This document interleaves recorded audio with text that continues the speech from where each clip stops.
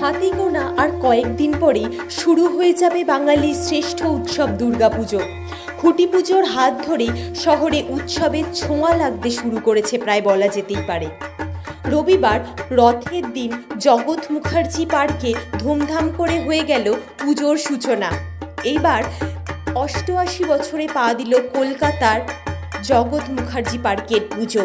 তবে তাদের এবারের ভাবনা ডাউন বনগা লোকাল পার্ট 2।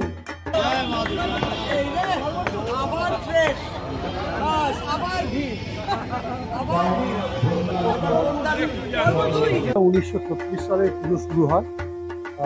প্রথমেই আমি বলি আমার এই পুজোর সঙ্গে দীর্ঘদিন জড়িত এবং আমি এই বছরের সম্পাদক। 1936 সালে এই পুজো শুরু হয়।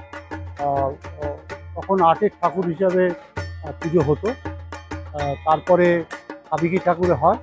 2016 আমরা বনগা লোকাল সাবমেরিন বেনারসের ঘাট করতে করতে এবছরে আমাদের একটা অভিনবতম বনগা লোকাল পার্ট 2। এবছরে বনগা লোকালের যে ভিড় ছিল, কলকাতার বুকে সবথেকে বেশি ভিড় বনগা লোকালে ছিল, সেটাও ছাপিয়ে যায়। আর ধীরে ধীরে দেখতে পাবেন যে পার্ট 2 কেন হলো, পার্ট 1 আর পার্ট 2-র মধ্যে তফাৎ কি। তা দেখার জন্যে বনগা লোকাল পার্ট 1 সারা কলকাতার বাইরে থেকে লোকজন এসে ভিড় জমিয়েছিল এবং রেকর্ড পরিমাণের লোক হয়েছিল। আমার আশা এবছরে ওই রেকর্ড পরিমাণেও ছাপিয়ে। জগৎ মুখার্জি পার্কের এই যে পল্লী প্রদর্শনী, আমাদের এই যে পুজো, এটা প্রায় 88 বছর এই বছর।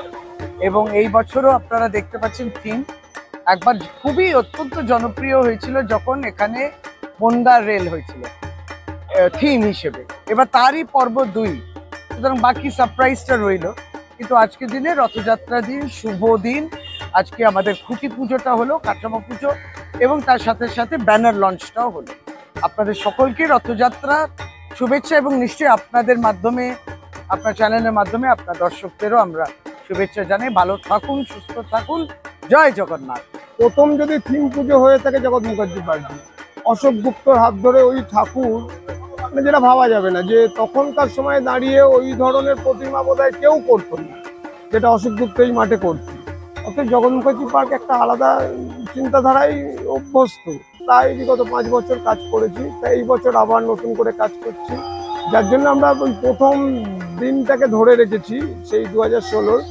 এবছরের আমাদের প্রথম টিজার ব্যানার একটা যেটা আমরা করছি সেটা হচ্ছে বনগা লোকাল পার্ট 2। এইভাবেই করা হচ্ছে, অতএব দেখা যাক।